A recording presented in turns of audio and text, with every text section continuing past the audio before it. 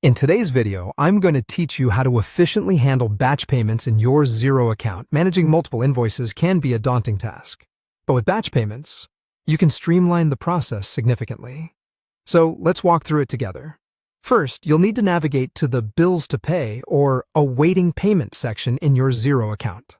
This is where you'll find all of the invoices that require your attention.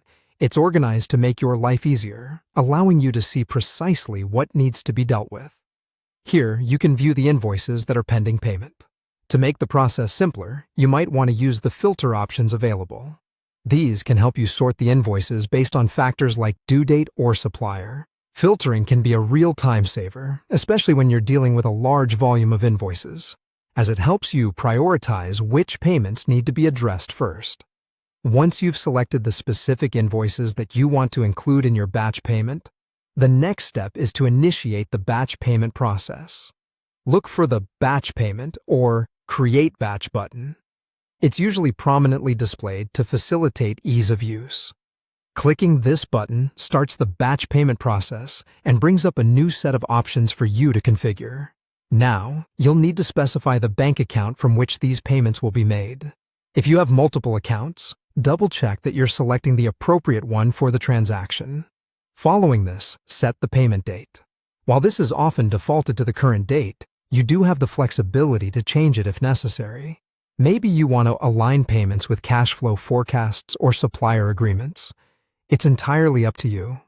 With the basic setup complete, it's crucial to review the list of payments that you've selected to ensure all details are correct.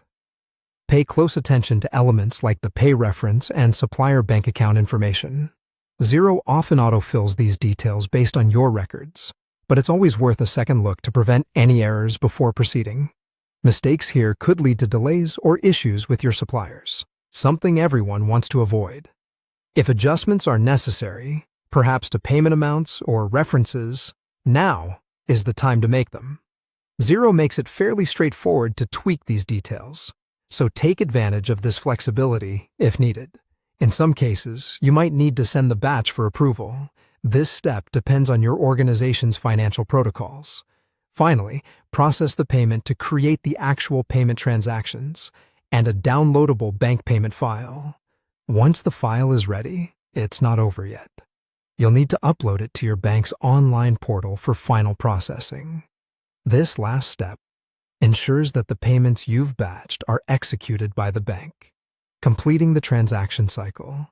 And there you have it, a comprehensive guide to handling batch payments in Xero.